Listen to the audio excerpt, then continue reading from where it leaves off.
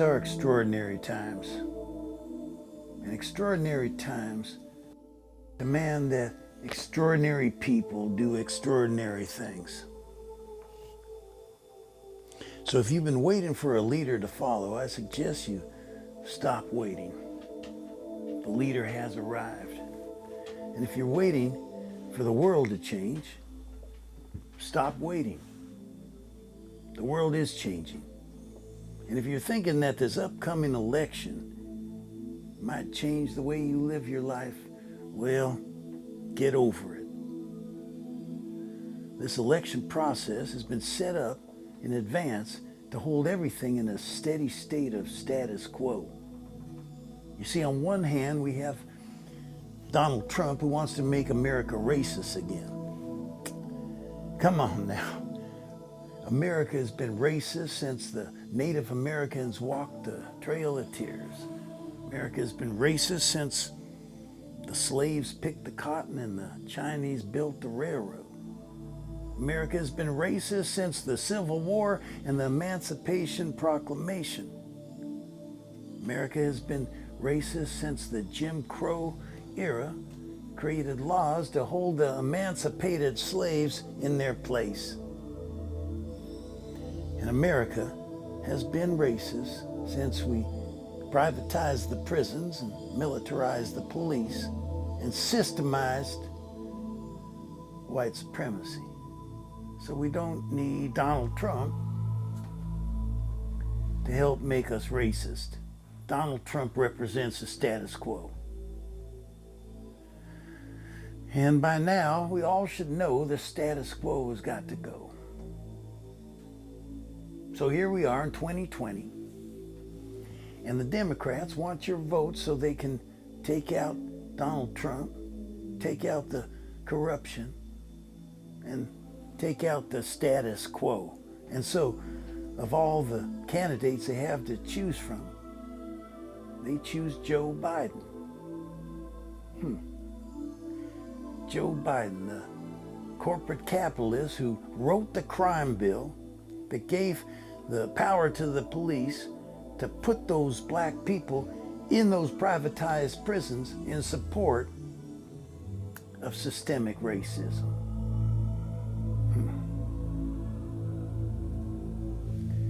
Talk about a dog that don't hunt. If there was ever a wrong time to run an election between two senile old white racists, it would be this moment in our history. In the middle of an election season, a global health pandemic shuts down the whole country, and the nation is forced to stay at home and watch as police kill George Floyd in broad daylight for the whole world to witness.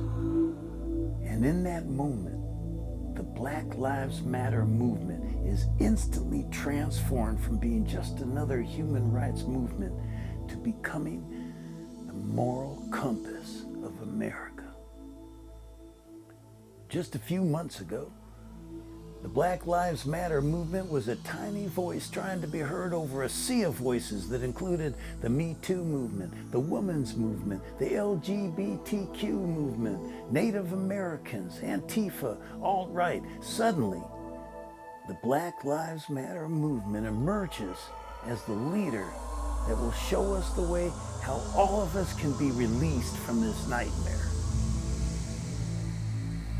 Well, apparently everyone didn't get the memo. And to be honest, I don't have anything against the two old white dudes running for president.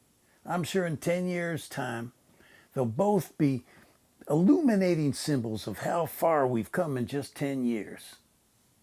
You know, in 10 years, America is going to look like a compassionate Wakanda. We're going to have a multiracial leadership that represents a diverse culture that stands for racial justice, gender equality, and human rights for all people. We're all going to be walking around saying, "America forever.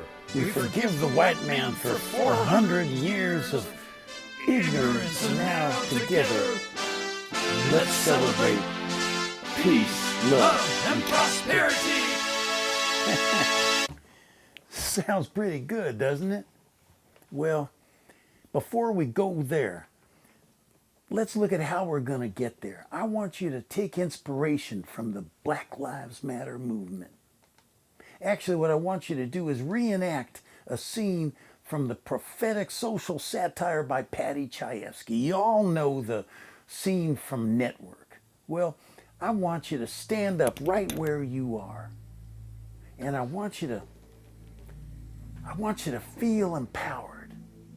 I want you to feel so empowered that you feel enlightened. And I want you to feel so enlightened that you feel inspired to turn off your YouTube, turn off your Facebook, close down your laptop, your tablet, your phone. And if you're inside, I want you to open up the window and I want you to say, the world has lost its way. I am a leader and I'm not gonna take it anymore. I am a leader and I'm not gonna take it anymore. I am a leader and I'm not gonna take it anymore. And then I want you to feel that sense of empowerment that's rising up in you right now. And I want you to take that sense of empowerment and I want you to do something with it.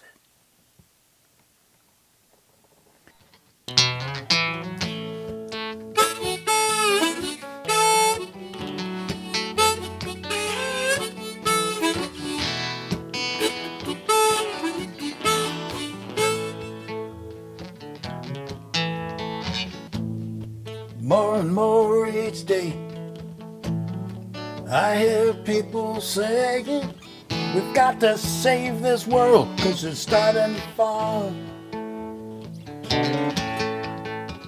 That might be, but still it seems there's so many things in this old world that ain't worth saving at all. Like mankind's inhumanity, fear-based ideologies, economic inequality, social injustice and bigotry, and we're defended by our prejudice, divided by our fears. Tell me, who do you trust when there's only us? And where do we go from here? I'm waiting on the new world, knowing that there must be more than this. Waiting on the promise of a brand new world. Waiting on the new world. Waiting for the world to live as one. Waiting for the vision to come to fruition. We're waiting on the new world. The human heart is an open field where visions wait to be revealed, and all our dreams are running wild and free. You can watch the new world being born, the formless turning into form, and you can see the dream become reality. And we're imagining this dream we're in is all happening right now. And the impossible is possible. It's possible somehow. So we're bringing in a new world, where the world can live as one. Watching the vision come to fruition. We're bringing in a new world. Bringing in a new world. We're bringing in the new world, where love and unity will set us free in the new world. Bringing in the new world. We're bringing in the new world. The dream we believe in will be received in the new world.